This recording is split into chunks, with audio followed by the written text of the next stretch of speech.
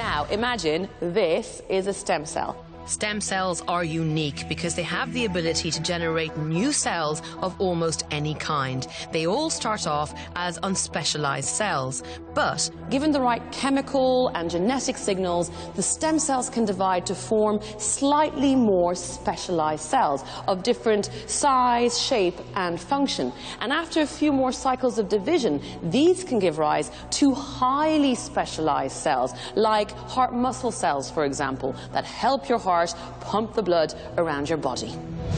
Given a different set of signals, this same unspecialized stem cell can go down an alternative pathway and give rise to a different type of specialized cell, like a neuron that transmits electrical signals in the brain. compared with stem cells from embryos, adult stem cells give rise to a smaller number of cell types, usually those of the organ or tissue in which they're found.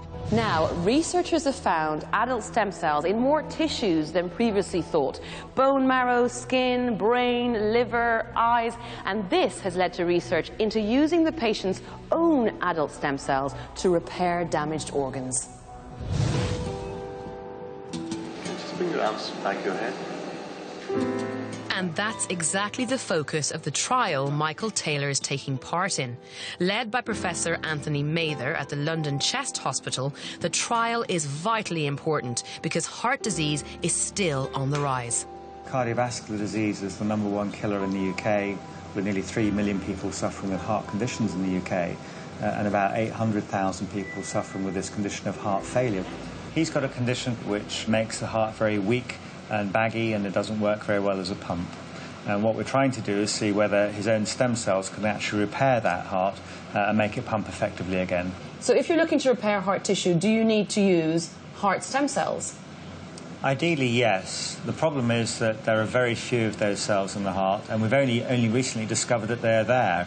And the few heart stem cells that are present clearly aren't capable of repairing it. And that's really where we step in with our trials. By using bone marrow as a source of stem cells, we try and enhance the stem cells in the heart and their ability to repair the damage that's been caused.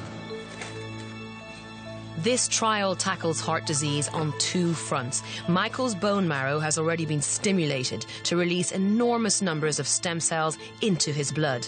And now, more are to be harvested directly from the bone marrow in his hip. You okay? Yeah, fine, thank you. Yeah, it wasn't that bad at all. Good.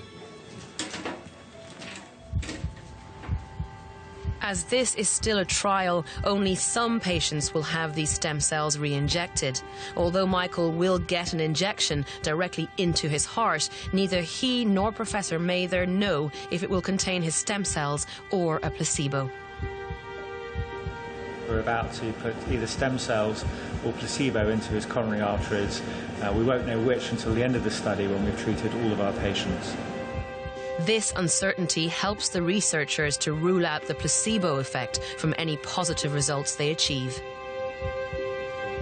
Professor Mather feeds a tube through Michael's blood vessels right to the site of the disease in his heart. Incredibly, Michael remains fully awake throughout the entire procedure. All right there, sir? Yes, fine, thank you. Good. Can't feel anything? No, I can't feel anything. So that's the first artery done, now the second one, and then one more, and then we're all finished.